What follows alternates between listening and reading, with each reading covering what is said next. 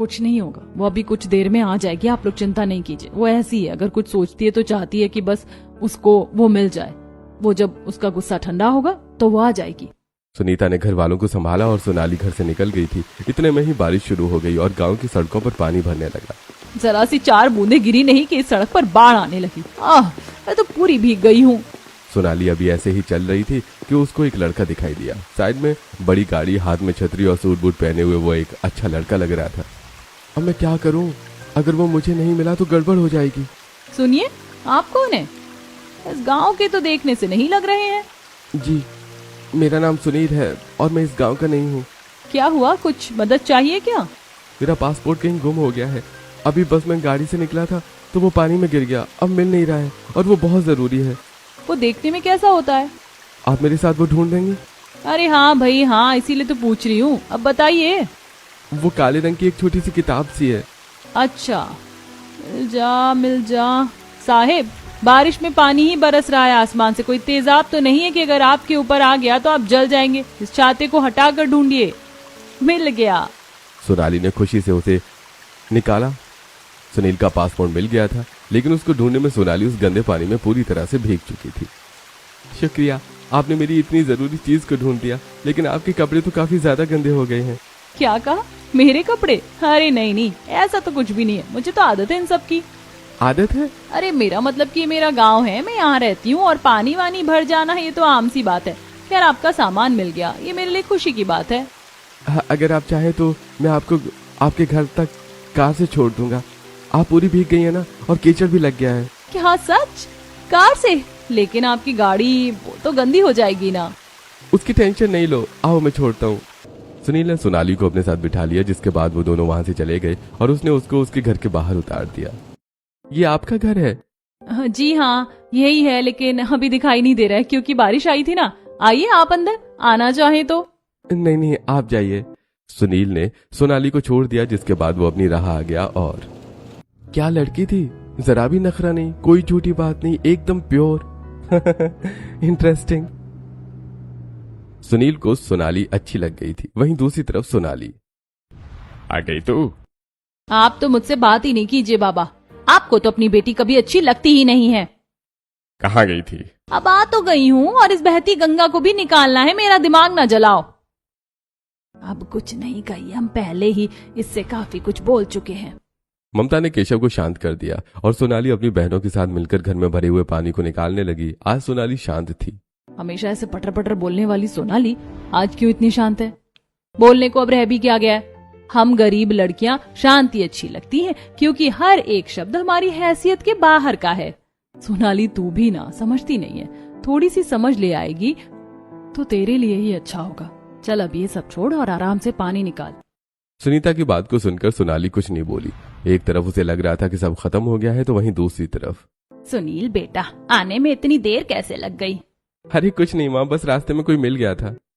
कोई मिल गया, मेरा दिल गया, क्या बताऊं यार, मैं तो हिल गया। कोई मिल गया, मिल ही गया। अरे यार चुप करना। यहाँ अपने हम भाई की दुल्हन देख रहे हैं और वहाँ भाई पता नहीं कहाँ ही है। भाई माँ बाबा आपके लिए लड़की पसंद कर रहे हैं। अब जल्दी से आप भी अपना अप्रूवल दे दो, तो आपके करम से आपके छोटे भाई की शादी का भी नंबर लग जाएगा। हाँ बेटा, तेरे लिए एक लड़की पसंद की है, देख ले। प्रीति, भाई को फोटो लाकर दिखा। जी माँ, लाती हूँ। शादी के लिए लड़की? अरे हाँ भाई, बस वक्त रहते शादी कर लो। उसके बाद अगर वक्त निकल जाए ना तो कोई लड़की घास नहीं डालती है। नहीं बाबा, मैं अभी शादी नहीं कर सकता हूँ। लेकिन क्यों भाई? मैं तो आपकी शादी पर डांस करने के लिए कितनी ज्यादा एक्साइटेड थी।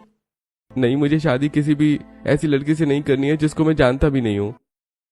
अरे तो कोई ऐसी लड़की है जिसको तू जानता है? अगर है तेरी नजर में तो बता दे। कोई ऐसी लड़की? हाँ, आज मैं एक लड़की से मिला। बड़ी ही सीधी सी, सादी सी और शरीफ लड़की थी वो माँ बाबा, बहुत ज्यादा अच्छी। अच्छा, तो ये बात है। लो भाई, मैंने तो ऐसे ही गा दिया था, कोई मिल गया। इन्हें तो सच में ही कोई मिल गया है। अरे चुप कर, हमेशा बोलता रहता है। सुनील, कौन थी वो?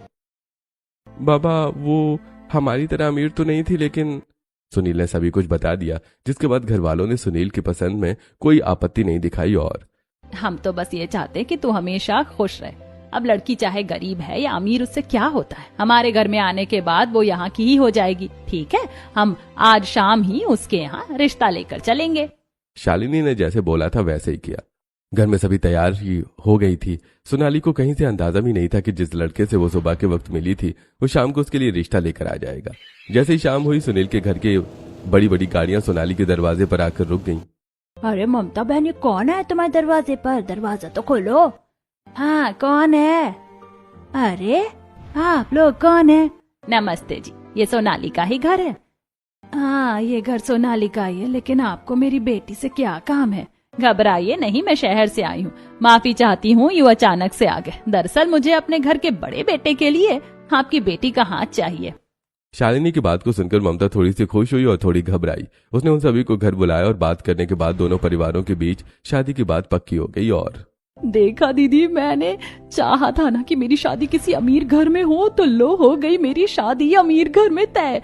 अब भी कहोगी कि झोपड़ी में रहने वाली लड़कियों के लिए शहजादे नहीं आते हैं?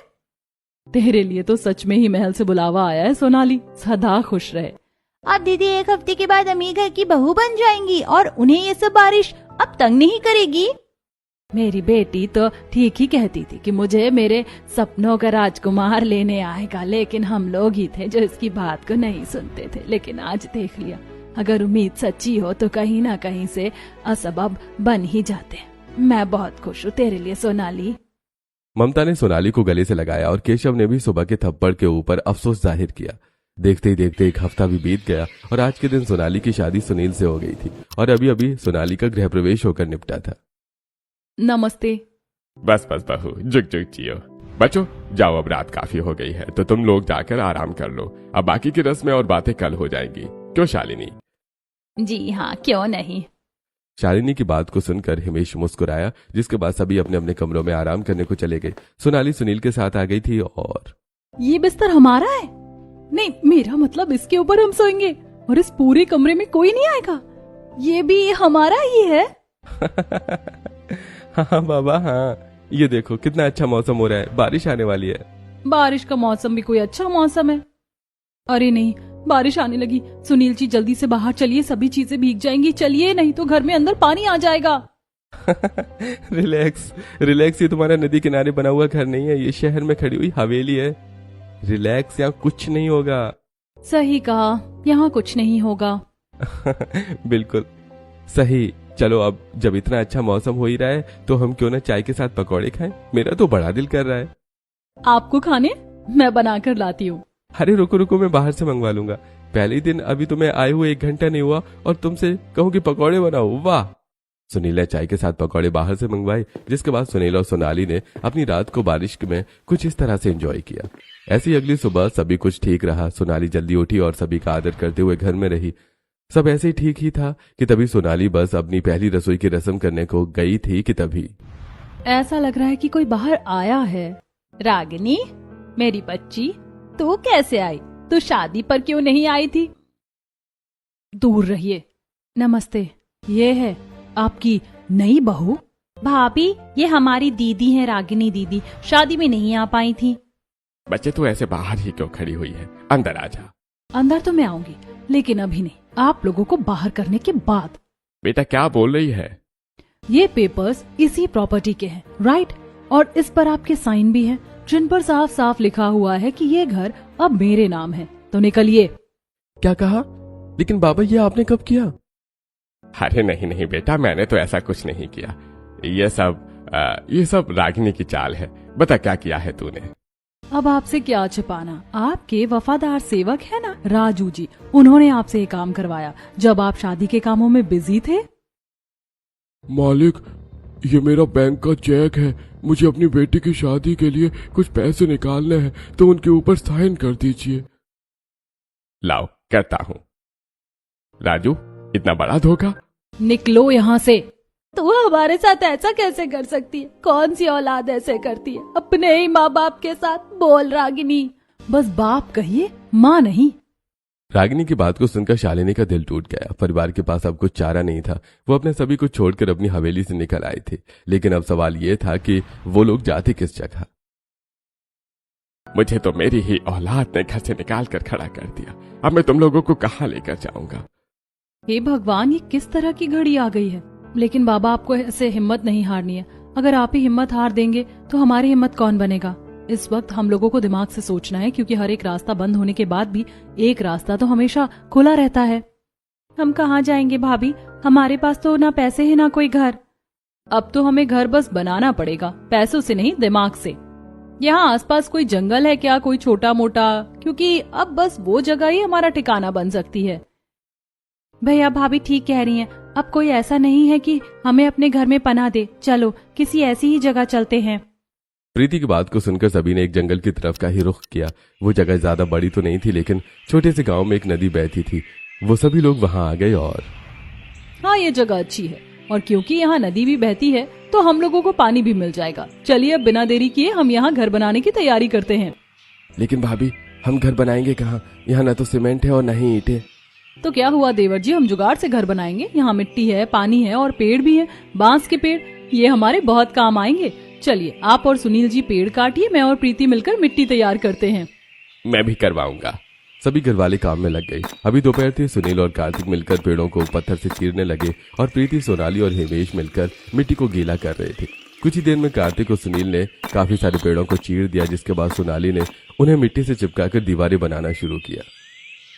मुझे तो भाभी बहुत ही ज्यादा पसीना आ रहा है। आप ये सब कैसे कर रही हैं?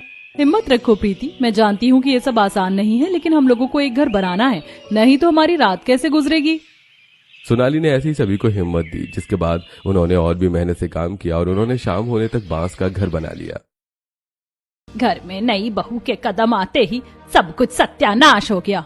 ये तुम क्या बोल रही हो शालिनी? ऐसा कुछ नहीं है, ये सोच दिमाग से निकाल दो। ऐसा ही है। माँ जी, आपको लगता है कि ये सब कुछ मेरी वजह से हुआ है? अरे नहीं, बारिश आने से हमारा घर बह तो नहीं जाएगा ना? नहीं, वैसे तो मैंने बारिश का जुगाड़ कर दिया है, लेकिन सोनाली ने ऐसे बोला ही था कि तभी बारिश शुरू हो गई।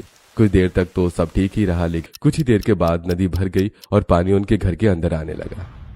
अरे, ये पानी कहाँ से अंदर आ रहा है? अब हम क्या करेंगे?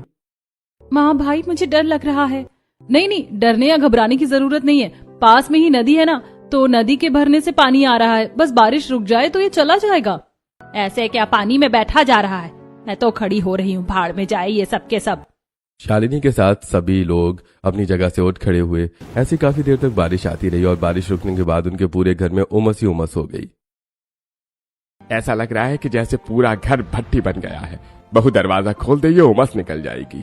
भाभी, ये बारिश होने के बाद मौसम अच्छा होने के बजाय खराब क्यों हो गया है? इतनी गर्मी तो बारिश के बाद मैंने कभी भी महसूस नहीं की।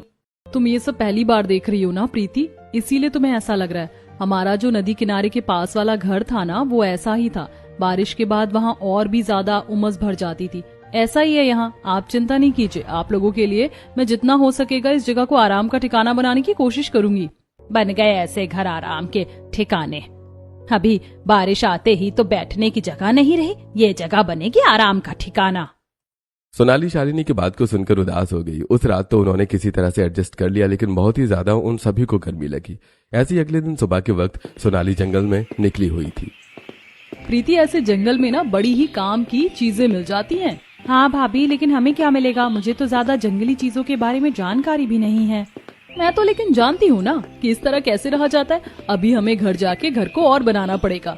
अरे, ये तो बेल आ रही है, लेकिन ये किस चीज की है? ये जंगली बेल होगी भाभी, और किस चीज की बेल होगी ये? वरना नहीं, ये जंगली बेल नहीं है, ये तो लौकी के पत्ते और ये कद्दू है। इसका मतलब कि ये लौकी और कद्दू की बेल है। प्रीति, इसको ले चलते हैं। इस बेल पर आई हुई सब्जी हमारे पकाने के काम आएगी और इसके पत्तों से ठंडक हो जाया करेगी।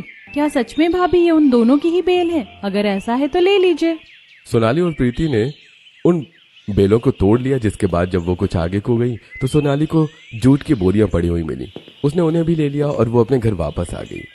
अरे देवर जी और सुनील जी, आप दोनों क्या कर रहे हैं? कल हमारे घर में पानी आ जाने की वजह से हम लोगों को कितनी ज्यादा परेशानी हुई थी ना, तो बस अब हम घर के ऊपर एक और मंजिल बनाएंगे। ये तो मेरे भी दिमाग में आया था। ठीक है, आप बांस का पेड़ काटिए और मिट्टी गीली कीजिए, तब तक मैं आप सभी के लिए खाना बना देती हूँ। बहू, खाने में क्या बनाएगी? मुझे लौकी और कद्दू की बेल मिली है, इसके पत्ते पका दूंगी बाबा। सोनाली ने ऐसे बोलकर एक तरफ को पत्थर रखकर चूल्हा बनाया, जिसके बाद वो खाना बनाने को लग गई। कहने को शाम के वक्त बारिश हुई थी, लेकिन उस जगह पर बेहिसाब गर्मी लग रही थी। यहाँ पर तो बहुत ज्यादा गर्मी है। ज्यादा गर्मी को महसूस नहीं कर, समझ आया? आकर हमारे साथ कुछ काम करवा ले, समझी? देवर जी, बस अभी मेरा खाना बन जाएगा तो मैं आपके साथ काम करवा लूंगी, आप बेकार में प्रीति को नहीं बोलिए। सोनाली ने जल्दी जल्दी से लौकी और कद्दू के बेल के पत्तों का सूप बनाया, जिसके बाद वो परिवार के साथ घर के ऊपर दूसरी मंजिल बनाने में लग गई। लगभग दोपहर होने तक उन्होंने एक और मंजिल बना दी थी। और ये मंजिल तो ठीक है, लेकिन बहुत ज्यादा छोटी है। अगर घर के ऊपर एक और मंजिल बन जाएगी, चाहे वो इससे छोटी ही क्यों ना हो, तो हमारा घर गर्मी में भी ठंडा रहेगा। अब तो यही हमारा घर है और भाभी, मैं चाहता हूँ कि इसके अंदर हर एक तरह का आराम हो, इसलिए चलो थोड़ी हिम्मत और करनी पड़ेगी, लेकिन हम एक और मंजिल बनाएंगे।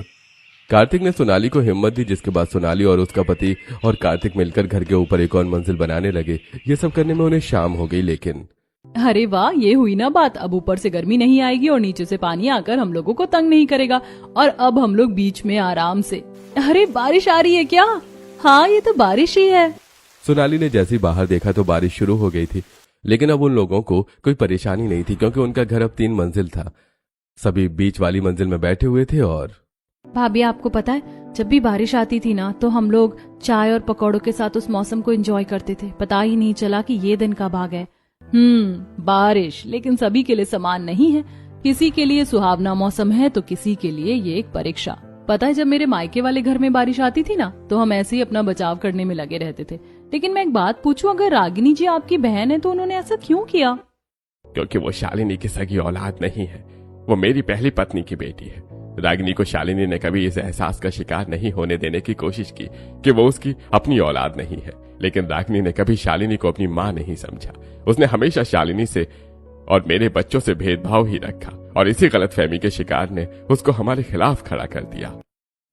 ये बारिश रुकने के बाद कितनी ज्यादा गर्मी हो जाती है, मुझे तो सांस ही नहीं आ रही। प्रीति, कुछ कर। बारिश रुक गई है क्या? माँ जी, आप चिंता नहीं कीजिए, मेरे पास इस उमस का एक इलाज है। सोनाली ने कोने में रखी हुई बोरियां ली, जो कि उसने जंगल से ढूंढी थी, और उसने उन बोरियों को जाकर नीचे नहर के पानी से गीला कर दिया, और उन बोरियों को उसने घर की खिड़की और दीवारों पर, दरवाजों पर डाल दिया, जिससे कि घर के अंदर की जो उमस थी वो धीरे धीरे ठंडक में बदल गई, और बाहर से आने वाली हवा भी उन बोरियों से छनते हुए ठंडी लगने लगी। अब कुछ ठीक लग रहा है ना? चलिए, मैं खाना ले आई हूँ, शाम का खाना भी खा लीजिए और सो जाइए। अभी कमरा कुछ सही महसूस हो रहा है। सोनाली ने सभी को खाना दिया, जिसके बाद सभी सोने को लेट गए। लेकिन सोनाली ने बस दीवारों की ठंडक का काम किया था। छत अभी भी उमस ही फेंक रही थी, जिसकी वजह से किसी को भी नींद नहीं आ पा रही थी। दीवारें तो ठंडी हो गई, लेकिन इस छत का क्या? ये तो ऐसा लग रहा है कि जैसे हीटर चल रहा है। भाभी, हाँ ना, हमें छत को भी ठंडा करने का कोई ना कोई उपाय तो सोचना ही पड़ेगा, वरना ऐसे तो गर्मी काबू में नहीं होने वाली है।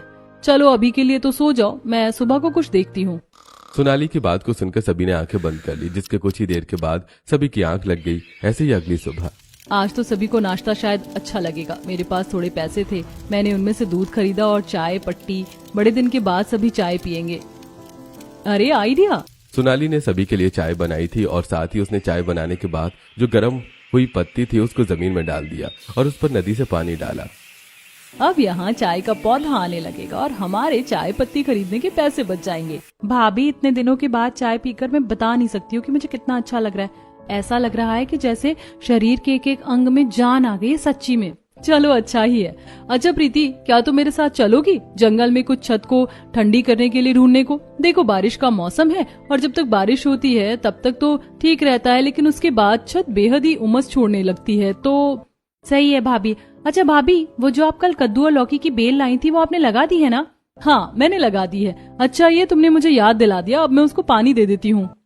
सोनाली ने बेल को पानी दिया, जिसके बाद वो जंगल में कुछ और अपने काम की चीज ढूंढने को निकल गई। गर्मी पड़ ही रही थी, तभी वो कुछ आगे ही चली थी कि उसको बहुत सारी सूखी हुई घास मिली। मिल गया? क्या मिल गया भाभी? ये सूखी हुई घास। अब यही हमारे घर को ठंडा करेगी, इसको ले लेते हैं। प्रीति को कुछ समझ तो नहीं आया, लेकिन उसने वो घास ले ली, जिसके बाद सोनाली उसको अपने घर में लेकर पहुंची और उसकी छत पर उसने उस सूखी हुई घास को बिछाया। अभी के लिए तुम्हें लग रहा होगा प्रीति कि मैं क्या कर रही हूँ, लेकिन तुम मेरा यकीन मानो, ये घास अब ज्यादा गर्मी पड़ेगी तो सूरज की गर्मी को अपने अंदर सोखेगी और गर्मी कम लगेगी, और इसी तरह जब बारिश होगी तो ये ठंडक अपने अंदर सोखेगी और ठंडक ज्यादा लगेगी। वाह भाभी, आपको तो फिजिक्स की टीचर होना चाहिए। ऐसा क्या? वैसे आज तक स्कूल की शक्ल नहीं देखी, पर हाँ जुगाड़ करने आते हैं। सोनाली की बात को सुनकर प्रीति मुस्कुराई और वो दोनों छत से नीचे आ गईं। ऐसी जब शाम को बारिश